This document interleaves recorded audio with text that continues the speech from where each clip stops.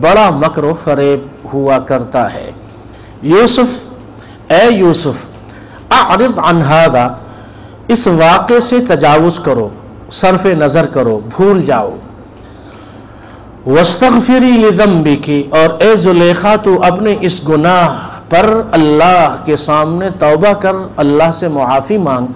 इन्नकी कुन्ती मिनल खातिईन, बात यह है कि तू ही गुनाहगार है, तू ही उनमें से है जो गुनाह करते हैं। इन्नकी कुन्ती मिनल खातिईन, तू ही उनमें से है जो गुनाह करते हैं। यहाँ जो इस आयत करीमा में लफ्ज़ है शाहिदा शाहिदुन मिन अहलिहा, इस आयत करीमा में ये लफ्ज़ है शाहिदा शाहिदुन मिन अहलिहा, ये जो गवाह था ये कौन था? मुत्तफ़क़ अलैह हदीस बुखारी और मुस्लिम दोनों में जो वारिद हुई हैं उनमें ये आता है कि लम यतकल्लम फिल महदी इल्ला सलासतुन, ईसा इब्न मरियम व साहिबु जुरैज,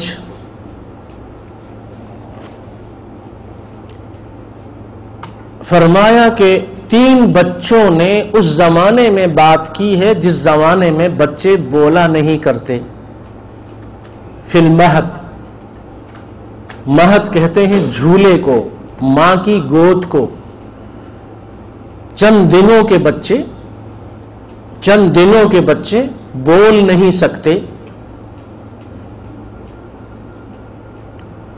तो जो हदीस मुत्तफ़क़ अलैह है उसमें 3 बच्चों का जिक्र है, जिनमें से एक ईसा इब्न मरियम है, जिनका जिक्र सूरह मरियम में है कि जब वो लोग आए मरियम के पास तो मरियम अलैहिस्सलाम ने ईसा अलैहिस्सलाम की तरफ इशारा किया और ईसा अलैहिस्सलाम चंद दिन के थे। फ़अशारत इलै, इशारा किया, मुझ पे क्या तोहमत लगाते हो, इसी बच्चे से पूछो।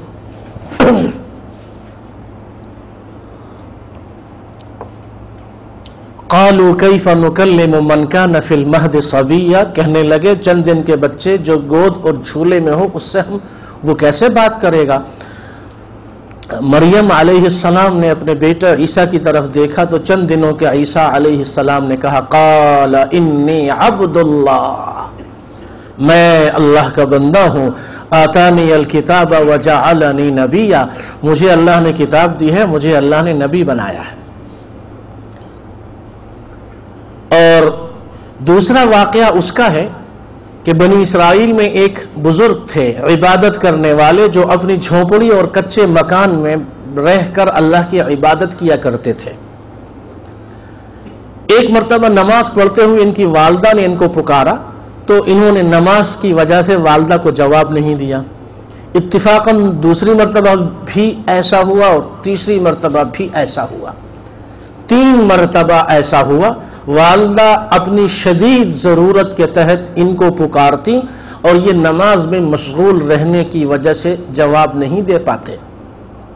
तो तीसरी मर्तबा तंग आकर वालदा ने ये बद्दुआ की कि अल्लाहुम्मा ला तुमितहु हत्ता यरा वजूहल मुमिसात, कि ए अल्लाह इसको मौत न दे जब तक ये तोहमत वाले मरहले से न गुजरे। बनी इसराइल में इनकी इबादत का चर्चा हुआ और वो लोग जो अल्लाह के बंदों को सताते हैं, हर दौर में इंसानी मुआशरे में ऐसे इंसान भी रहते हैं जो इंसानी शैतान हुआ करते हैं, जो उलमा को, सालिहीन को, अहलुल्लाह को, अच्छे लोगों को सताते हैं, बदनाम करते हैं, उनके बारे में ड्रामे करते हैं, प्रोपेगेंडा करते हैं। बनी इसराइल में कुछ लोग ऐसे थे जो जुरैज के खिलाफ थे।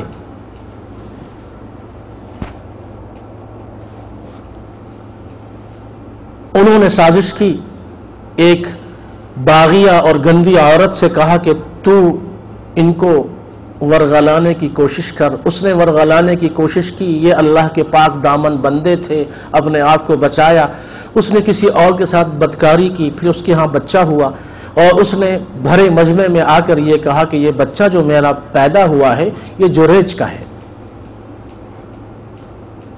لوگ عموماً جذباتی ہوا کرتے ہیں، نعرے لگا کر، جلسے جلوس نکال کر، سڑکوں پہ آ کر سائن بورڈ جلاتے ہیں، دکانیں جلاتے ہیں، مارکیٹیں جلاتے ہیں، قومی اور سرکاری املاک کو نقصان پہنچاتے ہیں۔ تو ایسے لوگ جو عقل سے پیدل ہوتے ہیں اور انسانی شیطانوں کے کہنے پہ سڑکوں پہ نکل آتے ہیں، یہ بنی اسرائیل کے دور میں بھی موجود تھے، آج بھی موجود ہیں۔ ویسے بھی جلوس نکالنا یعنی سڑکوں اور راستوں پہ آنا شرعاً یہ جائز نہیں ہے۔ اللہ کے رسول صلی اللہ علیہ وسلم نے فرمایا، جو شخص مسلمانوں کے راستوں کو تنگ کرے، جو شخص مسلمانوں کے راستوں میں پیشاب کرے، جو شخص مسلمانوں کے راستوں پہ رکاوٹ کھڑی کرے، جو شخص مسلمانوں کے راستوں میں کوئی خراب چیز پھینکے، اس پر لعنت بھیجو، اور اس پر اللہ کی لعنت بھی برستی ہے، سبوں کی لعنت برستی ہے۔ تو جو دینی اور مذہبی لوگ ربیع الاول کے مہینے میں یا محرم کے مہینے میں یا دوسرے مہینوں میں جلوس نکالتے ہیں، یہ جو ہمارے ہاں ایک رواج چلا ہے کہ جلوس کے نام پر، جلسوں کے نام پر راستے بند کر دیے جاتے ہیں۔ ایک شخص مریض ہے، ایمرجنسی میں، ایمبولینس میں، اس کو ہسپتال لے کر جانا ہے، راستے بند ہیں۔ کسی انسان کو اپنی شدید ذاتی ضرورت کے لیے بازار جانا ہے، بازار اور راستے بند ہیں۔ شرعی طور پر کسی بھی طرح جلوس نکالنا، سڑکوں پہ آنا کسی بھی روایت سے ثابت نہیں ہے۔ علماء کو چاہیے کہ یہ مسلمانوں کی تربیت کریں اور مسلمانوں کو منع کریں کہ آپ اپنی عبادت گاہوں کے اندر، اپنے اداروں کے اندر، اپنی مسجدوں کے اندر رہتے ہوئے عبادت کریں، ذکر کریں، اجتماع کریں، جلسے کریں، جو دل میں آئے سو کریں، لیکن سڑک پہ نکلنا شرعاً جائز نہیں ہے۔ قانون کو ہاتھ میں لینا شرعاً جائز نہیں ہے۔ کسی کی دکان یا املاک کو نقصان پہنچانا حرام ہے۔ اللہ کے رسول صلی اللہ علیہ وسلم نے مسلمان کی تعریف یہ بیان کی ہے، مسلمان وہ ہے جس کی زبان اور ہاتھ سے دوسرے مسلمان محفوظ رہیں۔ جس کی زبان اور ہاتھ سے دوسرے مسلمان محفوظ نہ رہیں وہ مسلمان نہیں ہے۔ متفق علیہ حدیث میں ہے، المسلم من سلم المسلمون من یدہ ولسانہ۔ بنی اسرائیل میں بھی جذباتی لوگوں کی کمی نہیں تھی۔ ان جذبات کو غلط طور پہ استعمال کیا گیا، جیسے آج استعمال کیا جاتا ہے۔ لوگوں کو ورغلایا گیا کہ دیکھو صاحب یہ بزرگ بنے پھرتے ہیں اور انہوں نے اتنا بڑا گناہ کیا ہے۔ تو سب لوگ آئے اور مل کر انہوں نے ان کو مارنا پیٹنا شروع کر دیا، اور ان کی جو عبادت گاہ تھی اس عبادت گاہ کو لوگوں نے گرا دیا، ان کے گھر کو ملیامیٹ کر دیا، ان کو زخمی کر دیا۔ آخر انہوں نے لوگوں سے کہا کہ میری بات تو سنو۔ تھوڑی دیر کے لیے خاموشی چھائی۔ تو انہوں نے کہا کہ اس عورت اور اس بچے کو لاؤ۔ جب لایا گیا تو انہوں نے 2 رکعت نفل پڑھے، اللہ سے دعا کی، اور اس کے بعد اپنا ہاتھ اس بچے کے پیٹ پہ رکھا اور اس بچے سے پوچھا کہ بتاؤ تم کس کے بیٹے ہو، تم کس کے نطفے سے ہو؟ چند دن کے بچے نے بتایا کہ میرا باپ تو فلاں آدمی ہے۔ جب قوم نے یہ سنا تو وہی لوگ جو پتھر مار مار کر زخمی کر رہے تھے وہ ہاتھ یتبرکون ویتمسحون بھی، وہ ہاتھ چومنے لگے، پیر چومنے لگے، اس کے بدن پہ تبرک کی نیت سے ہاتھ پھیرنے لگے اور کہنے لگے حضرت بڑی غلطی ہو گئی، اب ہم آپ کے لیے جو آپ کی عبادت گاہ ہے یہ سونے کی بنا کے دینے کو تیار ہیں۔ انہوں نے فرمایا نہیں، جیسے مٹی کی پہلے بنی ہوئی تھی اسی طرح مٹی کی مجھے بنا کے دے دو۔ علامہ کا شعر یاد آیا، میں ناخوش و بیزار ہوں مرمر کی سلوں سے، میں ناخوش و بیزار ہوں مرمر کی سلوں سے، میرے لیے مٹی کا حرم اور بنا دو، مٹی کا حرم اور بنا دو۔ وہ پرانے حرم میں جو سادگی تھی، تو یہ دوسرا ہم نے حدیث ابھی پڑھی کہ چند دنوں کے بچے بولا نہیں کرتے، 3 بچوں نے گفتگو کی ہے، ایک عیسیٰ ابن مریم، ایک یہ جریج جو بنی اسرائیل کے ایک بزرگ تھے، تیسرا وہ بچہ حدیث مبارک میں آتا ہے، اور چوتھا شاہد یوسف۔ تو وہ جو متفق علیہ حدیث ہے اس میں 3 بچوں کا ذکر ہے، چوتھے کا ذکر نہیں ہے۔ جو 3 بچے متفق علیہ حدیث میں ہیں اس میں تیسرا بچہ وہ ہے، ارشاد فرمایا سرکار دو عالم صلی اللہ علیہ وسلم نے کہ ایک سواری گزر رہی تھی اور ایک عورت اپنے چند دن کے بچے کو دودھ پلا رہی تھی، بچہ اپنی ماں کے سینے سے لگا ہوا دودھ پی رہا تھا۔ وہ بڑی سواری گزری جو بڑے لاؤ لشکر کے ساتھ بڑے بڑے لوگوں کی سواریاں جو گزرا کرتی ہیں، سڑکیں بلاک کر دی جاتی ہیں اور ایک بڑا جلوس ہوتا ہے، فورسز اور پولیس اور فوجی اور نہ جانے کیا کچھ۔ تو ماں نے اس بچے کی جو اپنے بچے کو کھڑے ہوئے راستے کے کنارے دودھ پلا رہی تھی، اتنی بڑی سواری دیکھی،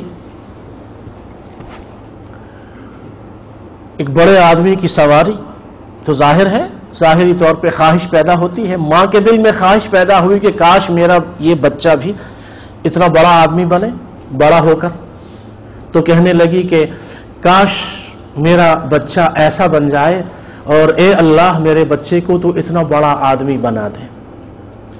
بچہ جو دودھ پی رہا تھا اس نے اپنا منہ ماں کی پستان سے ہٹایا اور کہنے لگا کہ اے اللہ مجھے اس آدمی کی طرح نہ بنا، اللہم لا تجعلنی مثلہ۔ یہ جملہ کہہ کے پھر دودھ پینا شروع کر دیا۔ اب ماں حیران کہ یہ تو بول رہا ہے اور وہیں کھڑی ہے، اچانک اس بڑے آدمی کی سواری گزری، اس کے فوراً بعد ایک دوسری سواری گزری،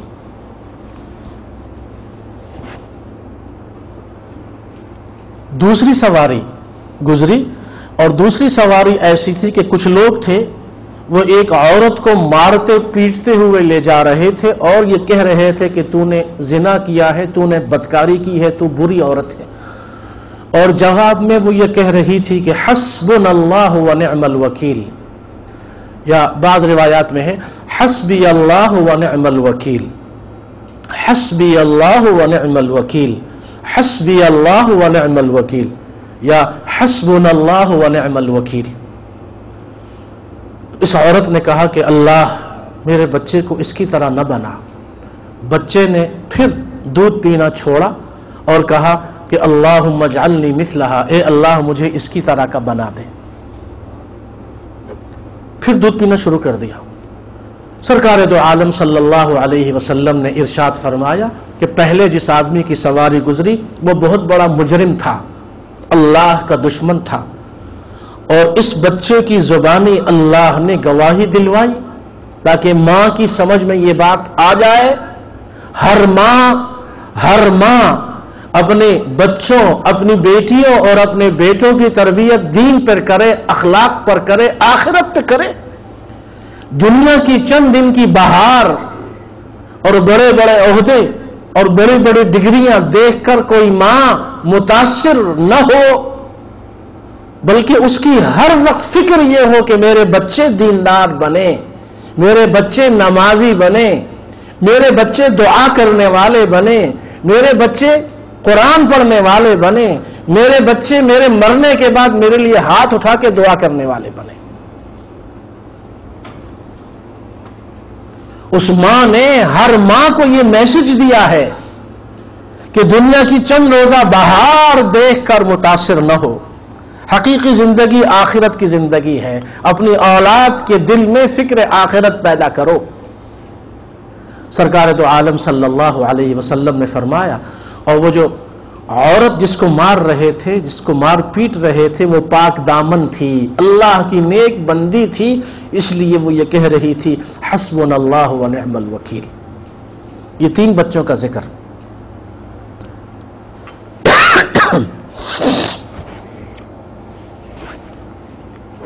یہ 3 بچے تھے۔ چوتھا وہ بچہ جس کا ذکر ہماری اس آیت کی تفسیر میں ہے کہ یوسف علیہ السلام کی پاک دامنی کی گواہی چند دن کے بچے نے دی. وَشَهِدَ شَاهِدٌ مِّنْ أَهْلِهَا، امام احمد ابن حنبل نے اپنی مسند میں، اور امام الحاکم نے اپنی المستدرک میں، اور امام ابن حبان نے اپنی صحیح میں، اور امام ابن کثیر نے، امام القرطبی نے، امام الرازی نے، ان سبھی نے یہ نقل کیا. ابن عباس رضی اللہ عنہما، سیدنا عبداللہ ابن عباس رضی اللہ عنہما کا یہ قول ہے، تکلم اربعۃ صغار، 4 بچوں نے بات کی جبکہ وہ بہت چھوٹے تھے. عیسیٰ ابن مریم علیہ السلام، وصاحب جریج، وشاہد یوسف، وابن ماشطۃ ابنۃ فرعون. اس حدیث مبارک میں ذکر کیا کہ 4 بچوں نے گفتگو کی. ان میں پہلے عیسیٰ ابن مریم ہے، دوسرے وہی جریج کے واقعے میں بولنے والا بچہ، تیسرا جس نے یوسف علیہ السلام کی پاک دامنی کی گواہی دی، اور چوتھا فرعون کی بیٹی کی کنگھی کرنے والی ملازمہ کا بیٹا. اس نے بھی اس وقت گواہی دی، ان دنوں جن دنوں عموماً بچے بولا نہیں کرتے. تو یہ 4 بچے ہیں جنہوں نے بچپن میں گفتگو کی. یوسف علیہ السلام کے بارے میں عزیز مصر نے یوسف علیہ السلام سے یہ کہا کہ آپ درگزر کر دیجئے، اور یہ عورتوں کی چال ہے، اور یہ چال بہت بڑی چال ہے. یہاں دیکھیے کہ جب شیطان کی چالوں کا ذکر آیا، شیطان کی چالیں، شیطان کا مکر و فریب بہت بڑا ہے اور بہت نازک ہے. تو جب شیطان کی چال کا یا شیطان کی چالوں کا ذکر آیا تو ارشاد فرمایا کہ ان کید الشیطان کان ضعیفا، شیطان کی چال بہت کمزور ہوا کرتی ہے. لیکن جب عورتوں کی چال کا ذکر آیا تو فرمایا ان کیدکن عظیم. تو اسی سے اندازہ لگا لو کہ عورتوں کی چال اور عورتوں کا مکر و فریب کیسا عجیب ہوا کرتا ہے. شیطان کی چال کو اللہ نے فرمایا وہ تو کچھ بھی نہیں ان کی چالوں کے مقابلے میں. اسی لیے سرکار دو عالم صلی اللہ علیہ وسلم نے ارشاد فرمایا کہ ما رأيت من ناقصات عقل ودين اغلب لذوي الالباب وذوي الرأي منكن. ارشاد فرمایا کہ میں نے تم سے زیادہ، یعنی عورتوں کے بارے میں ارشاد فرمایا. یہ جو ارشاد مبارک ہے یہ ترمذی میں ہے اور مسند احمد ابن حنبل میں ہے. ما رأیت ناقصات عقل ودین اذهب للب الرجل الحازم من احداکن. اذهب للب الرجل الحازم من احداکن. فرمایا کہ عقل اور دین دونوں کے اعتبار سے تم کمزور ہو، لیکن اس کے باوجود ایک بہت پکے دانا سمجھدار مرد کو بھی تم چکر دے دیتی ہو. یعنی بڑے سے بڑا سمجھدار آدمی اور بڑے سے بڑا دانا جو اپنے آپ کو کہتا ہے، وہ بھی ان کے چکر میں جب پڑتا ہے تو پھر وہ چکر میں ہی پڑا رہتا ہے. تو اس لیے فرمایا کہ ان کا جو مکر ہے وہ عجیب ہے، لیکن ظاہر ہے اس سے مراد ساری عورتیں نہیں ہیں. عموماً عورتیں کمزور ہیں اور عموماً ان کا مکر عجیب مکر ہوا کرتا ہے، لیکن یہی وہ عورتیں ہیں جن میں مریم بھی پیدا ہوئی، اور یہی وہ عورتیں ہیں کہ جو خاموش رضاکار ہیں. سرکار دو عالم صلی اللہ علیہ وسلم کی والدہ ماجدہ اگر نہ ہوتی تو سرکار دو عالم صلی اللہ علیہ وسلم کیسے پیدا ہوتے؟ تو اس لیے یہ بھی ایک قول ہے کہ ہر بڑے آدمی کے پیچھے کسی نہ کسی عورت کا ہاتھ اس کی کامیابی میں ہوتا ہے. یقیناً ماؤں کی دعائیں، ماؤں کی تربیت کا بھی اس میں بڑا حصہ ہوتا ہے. اور اسی لیے فرمایا کہ دنیا کی زندگی میں سب سے بڑا تحفہ اور اللہ کی سب سے بڑی نعمت یہ ہے کہ کسی کو صالحہ، متقیہ، دیندار، وفا شعار، اچھی بیوی مل جائے. یہ دنیا کی سب سے بڑی نعمت ہے. کسی کو اچھی بیوی مل جائے یہ دنیا کی سب سے بڑی نعمت ہے. آپ صلی اللہ علیہ وسلم نے اسی لیے ارشاد فرمایا کہ عورتوں کے ساتھ حسن سلوک کرو. ماؤں کا مقام الگ ہے لیکن بیویوں کے بارے میں خصوصی طور پہ فرمایا کہ اپنی بیویوں سے اور اپنے گھر والوں سے اچھا سلوک کرو. میں تم میں سب سے افضل ہوں اور میں اپنی بیویوں، گھر والوں کے ساتھ سب سے اچھا سلوک کرتا ہوں. اور اس کے ساتھ ساتھ یہ بھی ضروری ہے کہ بیوی شوہر کے حقوق کا خیال کرے. اور وہ حدیث ہمیشہ عورتیں اپنے ذہن میں رکھیں. سرکار دو عالم صلی اللہ علیہ وسلم نے فرمایا کہ جس نے 5 نمازیں پابندی سے ادا کی، من حافظ علی صلاتہن، جس عورت نے اپنی نمازوں کی پابندی کی، پاک دامنی کو برقرار رکھا، اللہ کی اطاعت کو اختیار کیا، اپنے شوہر کی اطاعت کو اختیار کیا، جنت کے 8 دروازوں سے آواز لگے گی کہ ادھر سے جا، ادھر سے جا، ادھر سے جا، ادھر سے جا، ادھر سے جا. تو اچھی بیوی وہ ہیں جو اللہ کی اطاعت کے ساتھ ساتھ اپنے شوہر کی اطاعت کا بھی خیال رکھے. اذا قام مقامک لم يستطع ان يصلي بالناس. عائشہ رضی اللہ عنہا نے عرض کیا کہ یا رسول اللہ، میرے ابا بہت نرم دل والے آدمی ہیں، وہ آپ کی جگہ جب کھڑے ہوں گے تو نماز نہیں پڑھا پائیں گے. آپ کی بیماری، آپ کی جدائی، آپ کا مصلح، اس پہ جب کھڑے ہوں گے نماز نہیں پڑھا سکیں گے. آپ صلی اللہ علیہ وسلم نے دوبارہ ارشاد فرمایا، مروا ابا بکر فلیصلی بالناس، ابو بکر سے کہو کہ لوگوں کو نماز پڑھائیں. فعادت، پھر انہوں نے، عائشہ رضی اللہ عنہا نے دوبارہ وہی بات دہرائی کہ میرے ابا بہت نرم دل والے ہیں، وہ برداشت نہیں کر پائیں گے اور وہ نماز نہیں پڑھا پائیں گے. تیسری مرتبہ ان سے ارشاد فرمایا کہ موری ابا بکر، تم جا کر، تو جا اور جا کے اپنے ابا ابو بکر سے کہہ کہ وہ لوگوں کو نماز پڑھائیں. موری ابا بکر فلیصلی بالناس. اور پھر غصے میں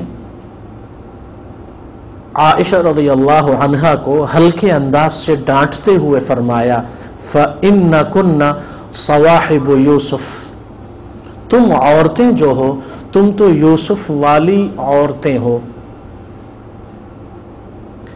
یوسف والی عورتوں، صواحب یوسف، تم وہی ہو جنہوں نے یوسف کو بھی ورغلانے کی کوشش کی تھی.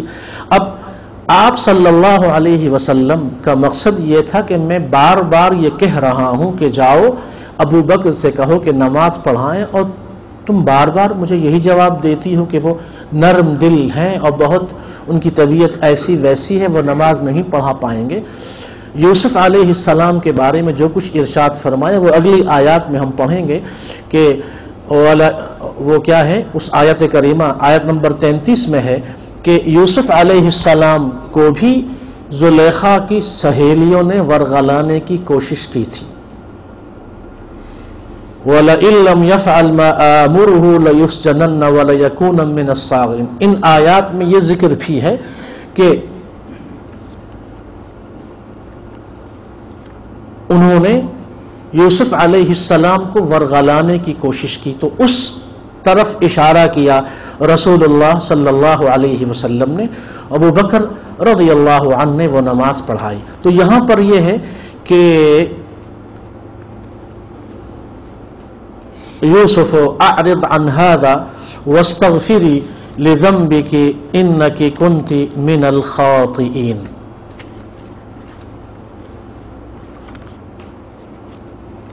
یہ جو اس آیت کریمہ کا آخری لفظ ہے کہ انکی کنتی من الخاطئین، یہ خاطئین کا لفظ آیا ہے یہاں، خاطئات نہیں آیا۔ زلیخا عورت ہے تو یہ کہنا چاہیے تھا کہ انکی کنتی من الخاطئات، تو یقیناً تو ہی گناہ کرنے والیوں میں سے ہے۔ لیکن جیسا کہ ہم نے ابھی بتایا کہ ساری عورتیں ناقص العقل نہیں ہیں، اور ساری عورتیں مکر و فریب والی نہیں ہیں۔ مردوں میں بھی بہت سارے مرد اچھے ہوتے ہیں اور بہت سارے مرد شیطانی راستے پہ چلنے والے ہوتے ہیں۔ تو کہیں یہ گھمنڈ نہ ہو مردوں کو کہ ہمارے بارے میں تو کچھ نہیں کہا گیا، عورتوں کے بارے میں ہی کہا گیا ہے، نہیں، بالکل نہیں، بلکہ عورتوں میں بھی بہت ساری عورتیں وہ ہیں جن میں ایک مریم ہے اور ایک زوجہ فرعون آسیہ ہیں، جن کا ذکر سورہ تحریم اور قرآن پاک میں ہے۔